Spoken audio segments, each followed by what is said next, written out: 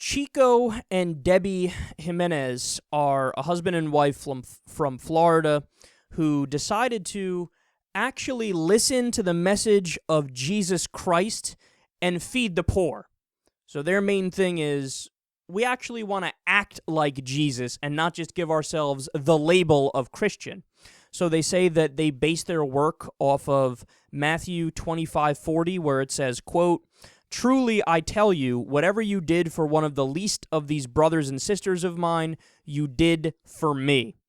So that's the basis of all of their charity work, and they do a lot of it. I mean, listen to this. Every Wednesday, they serve up dishes of chicken patties, macaroni salad, and fresh vegetables in a place called Manatee Island Park in Florida. It's entirely funded by private donations. Okay, so people willingly give money, and then the food goes to the poor. It's staffed with volunteers when they do it. Well, police just decided to slap them and all of their volunteers with second-degree misdemeanor citations, and they banned them from the park for life. They banned them for life because they dared to feed the hungry. So the fines totaled $373 per person, or $2,238 for the group. Could you imagine, man? Do you believe that?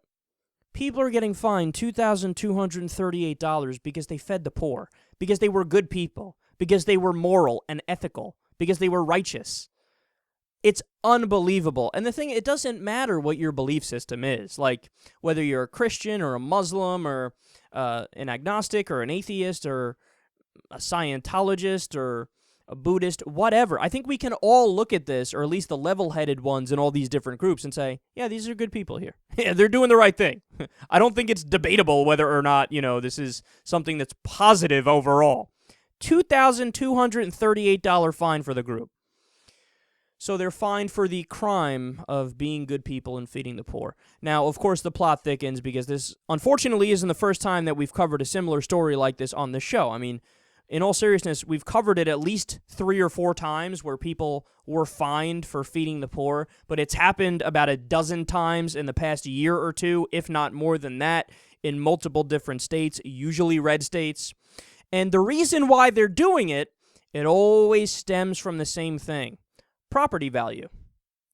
They don't want rich people to have the cost of their property depreciate. Because people might, if they come in and they decide to look around the neighborhood to possibly buy a house, if they drive past the park and see a bunch of homeless people eating, they think, ooh, how yucky. The rabble is nearby. I guess that this house has to be inexpensive. We're certainly not going to pay top dollar because we saw some people who aren't of the same caliber as us around. So it all comes back to that. That's the idea. The idea is we want to attract rich people and we want to attract people of high caliber so we can't actually feed the poor and do the right thing because that might affect rich people's wallets just a teeny weeny bit.